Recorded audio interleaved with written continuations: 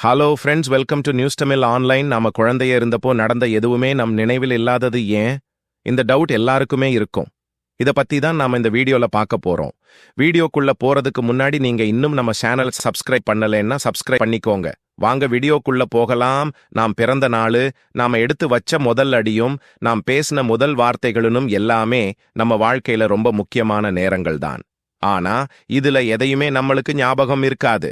இந்த ஒரு மாதிரியான ஆனா உலகத்துல எல்லாருக்கும் நடக்கிற விஷயத்தை தான் குழந்தை பருவ மறதி நோய், இன்ஃபன்டைல் அம்னீஷியான்னு சொல்றாங்க.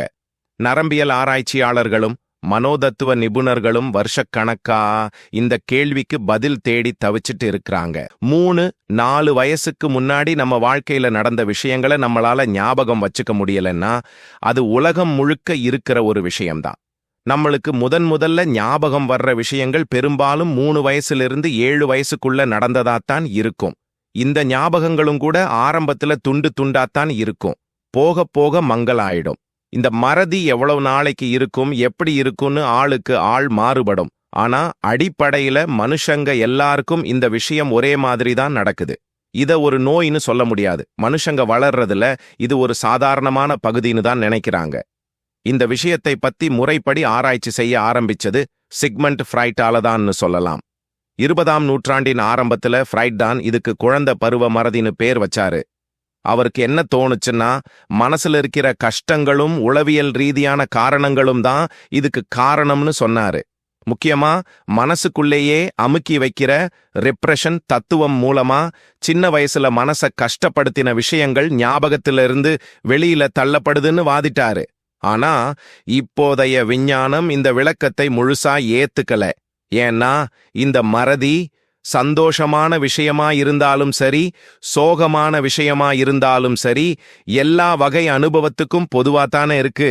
அமெரிக்காவோட ஏல் யூனிவர்சிட்டியில உளவியல் நரம்பியல் அறுவை சிகிச்சைன்னு 2 துறையிலையும் பேராசிரியரா இருக்கிறவர் தாங்க நிக் டாக் பிரவுன். அவர் என்ன சொல்றாருன்னா, நாம குழந்தை பருவத்துல மறக்கிறோன்னு சொல்றோமே, அது 2 பெரிய கேள்விய நிக்குது.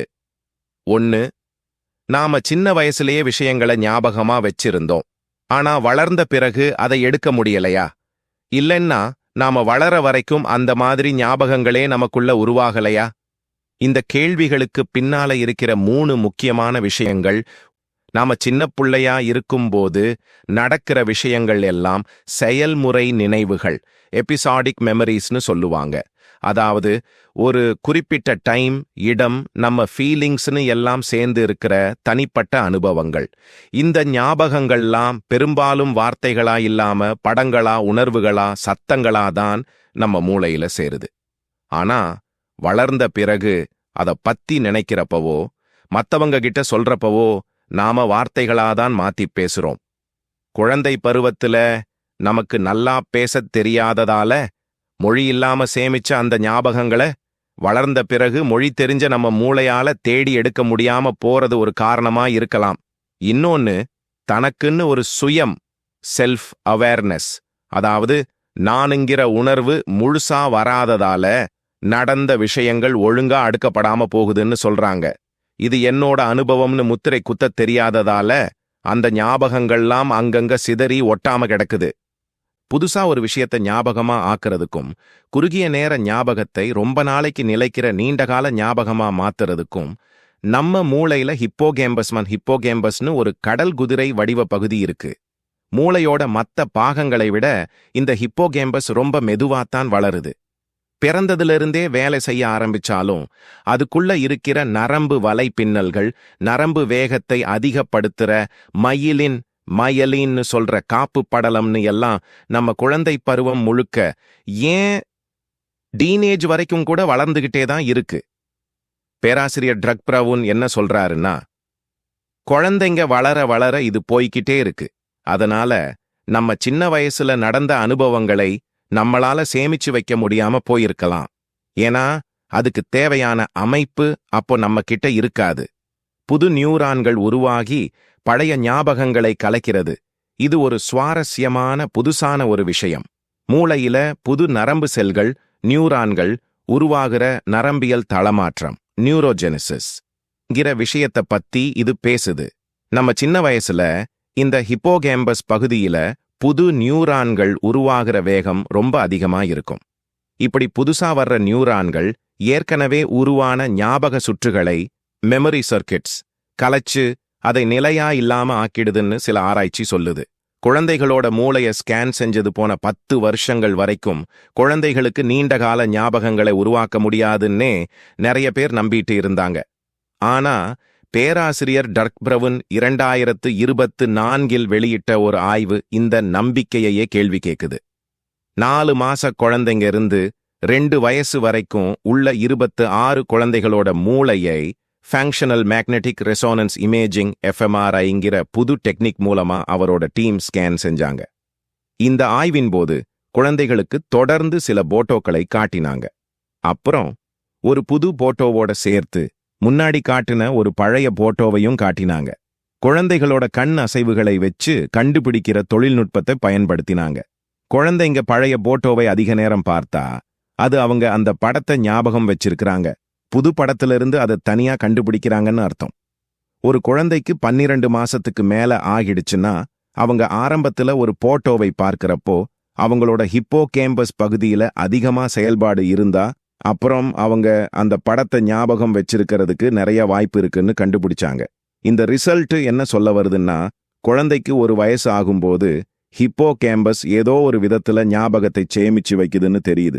இது குழந்தைகளால ஞாபகங்களை உருவாக்க முடியாதுங்கிற பழைய கருத்துக்கு எதிரா இருக்கு. அதனால இப்போ முக்கியமான கேள்வி என்னன்னா, அப்படி அந்த ஞாபகங்கள் சேமிக்கப்படுதுன்னா அப்புறம் அது எங்க போச்சு? அது இன்னும் அங்கதான் இருக்கா? நம்மளால அதை எடுக்க முடியுமா? 2013 நடந்த ஒரு பிரபலமான ஆய்வு இந்த கேள்விகளுக்கு ஒரு பதில் சொல்ல வாய்ப்பிருக்குன்னு சொல்லுது. அந்த ஆய்வில சின்ன எலிக்குட்டிகளா இருக்கும்போது ஒரு புதிர் பாதையில மேசு இருந்து எப்படி தப்பிக்கிறதுன்னு கத்துக்கிட்ட எலிகள் வளர்ந்த பிறகு அந்த ஞாபகத்தை மறந்து போயிருச்சு.